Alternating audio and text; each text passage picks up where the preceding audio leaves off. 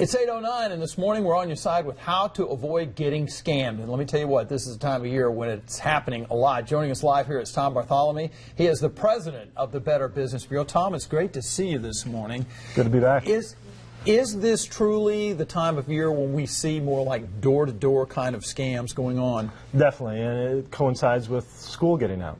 They go hand in hand because that's their workforce.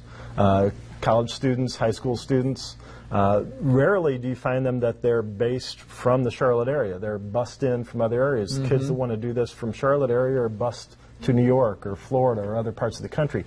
That way they have more control over what you're doing, and it's not so easy for you to run home. So what is the scam then? Because there are truly legitimate people out there who are trying to earn a living, an honest living, but what is the scam involved in some door-to-door sales? Well, the two biggest ones are with magazine subscriptions, where they show up at your door and say, I'm trying to work my way through college, and the advantage they have, and you don't often think that a door-to-door salesperson would have an advantage, but the advantage they have is that they're catching you off guard, and they've got a really emotional appeal, whether it be a charitable appeal, which is the other big thing, or with a magazine subscription.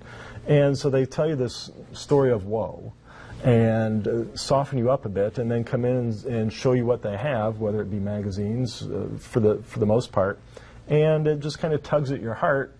You don't know who you're dealing with. You don't know anything about this person. You don't know anything about this company. You're responding to their emotional appeal. And sometimes these subscriptions they offer are way overpriced, or they may not even get delivered to you at all, right? Those are the two biggest complaints, is that once that person leaves your door and you go, well, what did I do? And I look up the subscriptions. Well, I could have got this directly from the company for a third of what I just paid this person, and then 90 days, 120 days go by, and you still didn't get the subscription. That just adds fuel to your fire.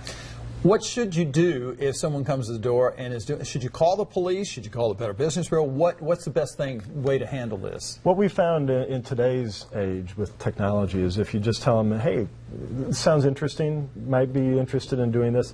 Do you have 3 minutes? I'm going to go check bbb.org.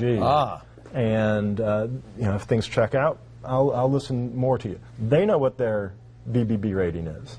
And so if you walk away for 3 minutes and come back and they're no longer there, you've just confirmed their F rating that they've got on our site. If they've got a good rating, then they're going to still be waiting for you, and you can make at least a more informed decision at that point. And typically these are going to be young people perhaps, and will it be 1, 2, 3 at the door? How many are typically involved in something like this? It's usually one person. If they're training, it'll be 2. The other pitch they use is that if it's an older person that, well, I just got out of prison, I'm trying to get right with my life. That emotional appeal, it should put you on guard right then that something's not quite right here. Not a legitimate business. Wow, some great information. And bbb.org. Yes. If you want to get some more information on potential scams out there, some great information, great advice, and do be aware. Tom, thank you so much. We appreciate it. Sure thing. All right, 13 after 8. We'll be back right after this.